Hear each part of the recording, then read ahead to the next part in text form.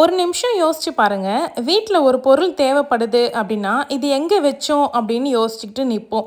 Kitchen போவோம், அங்கேயும் கிடைக்காது. பெட்ரூம்க்கு போவோம், அங்கேயும் இருக்காது. ஏதாவது ஒரு கபோர்ட்ல வச்சிருப்போம் அப்படின்னு நினைச்சு, கபோர்ட ஓப்பன் பண்ணி தேடுவோம், அங்கேயும் ஒண்ணும் கிடைக்காது. கடைசியில அந்த பொருள் எங்க இருக்கும் தெரியுமா? நம்ம ஏற்கனவே 2 தடவ பார்த்த அதே இடத்துல தான் இருக்கும். இதுல காமெடி என்னன்னா, பொருள தேடுறதுக்கு நம்ம செலவு பண்ற நேரம் ஒரு நாளைக்குன்னு கணக்கு பண்ணும்பொழுது ரொம்ப சின்னதா தோணலாம்.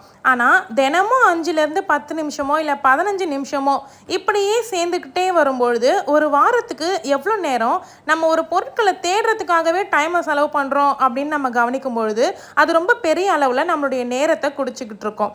அதனால இன்னைக்கு வீட்டை இன்னும் ரொம்ப அழகாக டெக்கரேட் பண்ணுவதை பற்றி நான் பேச போகிறது கிடையாது. வீட்டில் ஒரு பொருளை தேடும் பொழுது தேடாமலேயே அது எங்கே இருக்குது அப்படின்னு தெரிஞ்சுக்கிற ஒரு சிஸ்டமை எப்படி நம்ம வீட்டில் உருவாக்கலாம் அப்படிங்கிறத பற்றி தான் பார்க்க போகிறோம். இந்த வீடியோ முடிஞ்சதும் உங்கள் வீட்டில் எந்த பொருளுக்கு ஃபிக்ஸடாக ஒரு பிளேஸ் இல்லை அப்படின்னு நீங்களே கவனிக்க ஆரம்பிப்பீங்க. என் அன்பு சகோதரிகளுக்கு வணக்கம். நான் பிரியா. இதுதான் மனிதியின் குரல். ஃபஸ்ட்டு பாயிண்ட் என்ன அப்படின்னா, ஒரு பொருள் நம்ம கையில் இருக்குது அப்படின்னும் பொழுது எங்கே வைக்கலாம் அப்படிங்கிறத யோசிக்கிறத விட்டுட்டு இந்த பொருளை எந்த இடத்துல நம்ம பயன்படுத்துவோம் அப்படின்னு கேட்க ஆரம்பித்தோம் அப்படின்னாவே நம்ம பொருளுக்கு கரெக்டான ஒரு இடத்தை சூஸ் பண்ணிடுவோம்.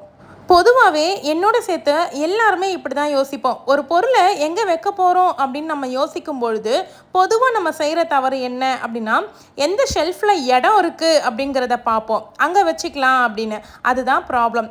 இடம் இருக்கிறதால மட்டும் ஒரு பொருளை அங்கே வைக்கக்கூடாது. அந்த பொருள் அதிகமாக எங்கே நம்ம யூஸ் பண்ணுறோம் அப்படிங்கிறத பார்த்து அதுக்கு பக்கத்தில் தான் வச்சுக்கணும். இப்போ உதாரணத்துக்கு ஒரு கத்திரிக்கோல் இருக்குது அப்படின்னு வச்சுக்கோங்க. அந்த கத்திரிக்கோல் கிச்சனில் தான் நம்ம அதிகமாக யூஸ் பண்ணுவோம் அப்படின்னா நம்ம கிச்சனில் ஏதாவது ஒரு ட்ராயரில் தான் வைக்கணுமே கண்டி. பெட்ரூமில் கொண்டு போய் வச்சுட்டோம் அப்படின்னா ஒவ்வொரு தடவையும் நம்ம அதை கொண்டு வந்து யூஸ் பண்ணுறதுக்கும் கஷ்டமாக இருக்கும். அதே மாதிரி நான் என்னுடைய வீட்டில் பூஜை அறைக்கு பூ கட் பண்ணுறதுக்காக கத்திரிக்கோல் அதிகமாக யூஸ் பண்ணுவேன்.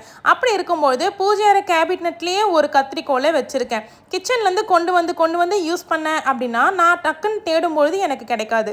அதே மாதிரி தான் ரேராக நம்ம தேடக்கூடிய டேப்பு, மார்க்கரு, மெஷரிங் டேப்பு, அப்புறம் குழந்தைங்களுக்கு தேவையான ஸ்டேஷ்னரிஸு, இந்த மாதிரி பொருட்களை வீட்டில் பல இடத்துல ரேண்டமாக வைக்காமல் அதிகமாக நம்ம எங்கே அந்த பொருளை யூஸ் பண்ணுவோமோ அதுக்கேற்ற மாதிரி நம்ம வச்சுக்க பழகிட்டோம் அப்படின்னாவே கரெக்டாக இருக்கும். இதை தான் நான் பிளேஸ் பை யூசேஜ்னு சொல்லுவேன். அழகான இடம் தேடி தேடி வைக்கிறதுக்கு அது ஒன்றும் அலங்கார பொருள் கிடையாது. பயன்படுத்தக்கூடிய பொருளுங்கிறதால பயனுள்ள இடத்துல தான் வைக்கணும்.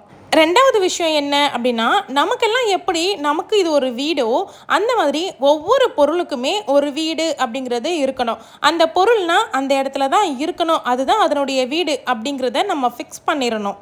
அந்த மாதிரி வீட்டில் ஒரு பொருள் எங்கே இருக்கணும் அப்படின்னு யாருக்குமே தெரியாத நிலை வரும்பொழுது அந்த பொருள் வீடு முழுக்க ட்ராவல் பண்ணிக்கிட்டே தான் இருக்கும்.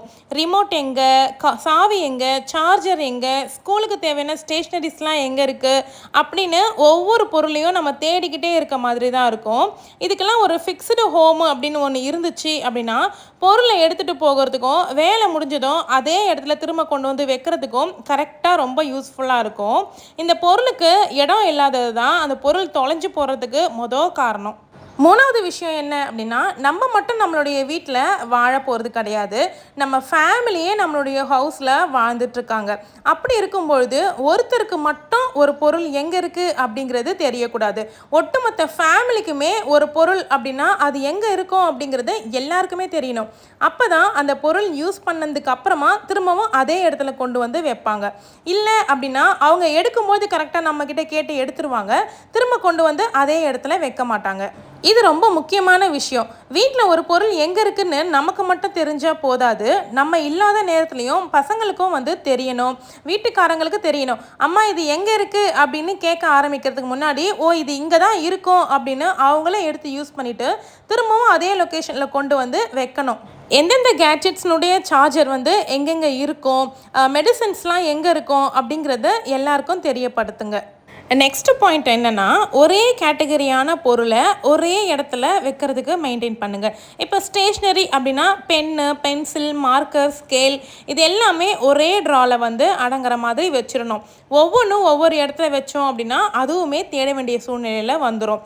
இப்போ வந்து வெளியில் கிளம்ப போகிறோம், அதுக்கு என்னெல்லாம் தேவைப்படும்? பசங்களுக்கு வந்து சைக்கிள் சாவி, வீட்டு சாவி, வண்டி சாவி, அப்புறம் ஐடி கார்டு, இது எல்லாமே ஒரே ஹேங்கரில் மாட்டி வச்சுட்டோம் அப்படின்னா போகும்போது எடுத்துகிட்டு போகிறதுக்கு கரெக்டாக இருக்கும். ஒரே கேட்டகரி பொருளை ஒரே இடத்துல வைக்கும்பொழுது நமக்கு தேடுறதுக்கான நேரம் அப்படிங்கிறது ரொம்பவே குறையும். நம்ம மட்டும் கிடையாது, நம்ம ஃபேமிலியே கற்றுக்க வேண்டிய விஷயம் என்ன அப்படின்னா, எங்கே இடம் இருக்குதோ அங்கே வைக்கிறேன் அப்படிங்கிற பழக்கத்தை நம்ம எல்லாருமே நிறுத்திடணும். இது நம்ம எல்லாருக்குமே இருக்கக்கூடிய ஒரு பழக்கம்தான். ஒரு பொருளை எடுக்கிறோம், அதுக்கான வேலை எல்லாமே முடிச்சிடுறோம் அப்படின்னா, அந்த பொருளை எங்கே வச்சு யூஸ் பண்ணுறோமோ அதுக்கு பக்கத்துலேயே எங்கேயாவது ஒரு இடம் தெரிஞ்சுது அப்படின்னா அங்கேயே வச்சுடுவோம். அதை திரும்பவும் எடுத்த இடத்துல கொண்டு போய் வைக்கிறதுக்கு மிஞ்சி போனால் ஒரு 5-10 செகண்ட்ஸ் தான் ஆகும். அதை நம்ம வைக்காம நாளைக்கு அந்த பொருள் திரும்பவும் வேணும் அப்படின்னும் பொழுது ஒரு 10 நிமிஷத்துக்கு மேலே உட்காந்து தேட வேண்டியது இருக்கும். அதனால் இப்போ இந்த இடத்துலையே வச்சிடுறது நமக்கு ஈஸியாக இருக்கும் அப்படிங்கிறத மட்டும் பார்த்துடாம, நாளைக்கு இதே பொருளை நம்மளோ இல்லை நம்ம குடும்பத்தாரோ தேடும்பொழுது ஈஸியாக அது கிடைக்குமா அப்படிங்கிறத யோசிக்கணும். 6வது பாயிண்ட் என்ன அப்படின்னா, நம்ம அதிகமாக யூஸ் பண்ணக்கூடிய பொருளை ஹை லெவலில் இருக்க மாதிரி வச்சிடணும். ஒரு பொருள் வந்து தினமும் தேவைப்படலாம், அதை வந்து கபோர்டில் கடைசி கார்னரில் போயிட்டு மறைஞ்சி வைக்காம டெய்லி யூஸ் பண்ணுற ஐட்டமை ஹை லெவலில் இருக்க மாதிரி ஈஸியாக ஆக்சஸ் பண்ணுற மாதிரியான ஸ்பேஸ் வந்து கொடுக்கணும். ரேராக தான் எடுப்போம், வீக்லி ஒன்ஸ் தான் எடுப்போம், இல்லை மந்த்லி ஒன்ஸ் தான் எடுப்போம் அப்படிங்கிற மாதிரியான ஐட்டம்ஸ் எல்லாமே ஷெல்ஃபில் மேல் ரேக்கில் கூட வச்சுக்கலாம், அது பிரச்சனை கிடையாது. தினம் யூஸ் பண்ணுற பொருளை மேல் ரேக்கில் தூக்கி வச்சோம் அப்படின்னா அதை ஒவ்வொரு தடவையும் டெய்லி நம்ம எடுக்கும்பொழுது எல்லாத்தையும் களைச்சிட்டு எடுக்கிற மாதிரி இருக்கும். சீக்கிரமாக நம்ம அடுக்கி வச்ச இடமும் களைஞ்சி போயிடும். பொருட்களை நீங்கள் அடுக்கும்பொழுது 3 வகையாக அடுக்கிக்கோங்க. டெய்லி எடுக்கக்கூடிய பொருட்கள்னு ஒரு வகையும், வீக்லி எடுப்போம் அப்படிங்கிற மாதிரியானதும், அதுக்கப்புறமா ரேராக தான் யூஸ் பண்ணுவோம், மந்த்லி இல்லை 2 மந்த்ஸ் ஒன்ஸ் அந்த மாதிரி தான் எடுப்போம் அப்படின்றத கொஞ்சம் ஹையாக இருந்தாலும் பரவாயில்லன்ட்டு ஹைட்டில் வைக்கிறது, இந்த மாதிரி நீங்கள் பிரித்து அடுக்கிக்கலாம். 7th பாயிண்ட் என்ன அப்படின்னா, வீட்டை தினமுமே ஒரு வாட்டி டைடி அப் பண்ணணும். இதுக்கு வந்து நான் வந்து யூஸ் பண்ணுறது 1 பேஸ்கெட் ரூலுங்கிறத யூஸ் பண்ணுவேன். ஒவ்வொரு ரூமுக்கும் ஒரு பெரிய பேஸ்கெட் இருக்கணும் அப்படிங்கிற அவசியம் கிடையாது. ஒரு டெம்ப்ரவரியாக ஒரு பேஸ்கெட் எடுத்துக்கிட்டு ஹாலில் கிடைக்கிற பெட்ரூமுக்கு தேவையான பொருட்களை அதில் போட்டுக்கிட்டு பெட்ரூமில் இருக்கிற கிச்சனுக்கு தேவையான பொருட்களை கொண்டு வர்றது, எல்லாத்தையும் எடுத்துக்கிட்டு ஒரே பேஸ்கெட்டில் போட்டு முதல்ல ஒவ்வொரு ரூமாக கிளியர் பண்ணணும். அப்புறம் பேஸ்கெட்டில் எடுத்துக்கிட்டு வர ஒவ்வொரு பொருளையும் அந்தந்த இடத்துக்கு அனுப்பணும். அதனுடைய வீட்டுக்கு அந்தந்த பொருளை கொண்டு போய் வச்சிடணும். இந்த மாதிரி பேஸ்கெட் ரூல் நம்ம ஃபாலோ பண்ணும்பொழுது நம்ம ஒரே தடவையாக நடந்தோம் அப்படின்னாவே போதும். ஒவ்வொரு பொருளையும் 2 கையில் தூக்கிக்கிட்டு ஒவ்வொரு தடவையும் நம்ம நடந்துக்கிட்டே இருக்கணும் அப்படிங்கிற அவசியம் கிடையாது. இதனால் நமக்கு நிறைய டைம் வந்து மிச்சமாகும். நம்மளுடைய ஹெல்த்தும் நமக்கு ஈஸியாக வேலை முடியும், ரொம்ப டயர்டாக மாட்டோம். 8th பாயிண்ட் என்ன அப்படின்னா, இதை நான் ஃபாலோ பண்ணுறது கிடையாது, பட் உங்களுக்கு தேவை அப்படின்னா நீங்கள் யூஸ் பண்ணிக்கலாம். ஒவ்வொரு பொருளுக்கும் லேபிள் பண்ணி வச்சுருங்க. இப்போ ஒரு பாக்ஸ் வச்சுருக்கீங்க அப்படின்னா, மெடிசன் பாக்ஸு அப்படின்னா அதை மெடிசன் பாக்ஸுங்கிறத லேபிள் பண்ணிடுங்க. இது குழந்தைங்களுக்காக மட்டும் கிடையாது, நம்ம வீட்டில் பெரியவங்களுக்கு கூட இது யூஸ் ஆகும். லேபிள் பண்ணி வைக்கணும் அப்படின்னாவே நிறைய பேருக்கு குழந்தைங்களுடைய கபோர்டுக்கு மட்டும்தான் நினைவு வரும். ஆனால் லேபிள் பெரியவங்களுக்கும் ரொம்பவே யூஸ்ஃபுல்லாக இருக்கும். குறிப்பாக ஒரே மாதிரி இருக்கிற பாக்ஸஸ் எல்லாத்துக்குமே வந்து லேபிள் பண்ணி வைக்கிறதுங்கிறது ரொம்ப யூஸ்ஃபுல்லாக இருக்கும். இப்போ வந்து டூல்ஸ் பாக்ஸ் அப்படின்னா டூல்ஸ்க்கு, அப்புறம் பேட்ரி யூஸ் பண்ணுறது, அப்புறம் நம்ம சார்ஜிங் ஒயரு, கேபிள்ஸு இதெல்லாம் வைக்கிறோம் அப்படின்னா அதுக்கு தேவையானதை லேபிள் பண்ணுறது, இதெல்லாம் இந்த பாக்ஸில் இருக்குது அப்படிங்கிறது ஈஸியாக ஆக்சஸ் பண்ணி எடுக்கிறதுக்கு ரொம்பவே யூஸ்ஃபுல்லாக இருக்கும்.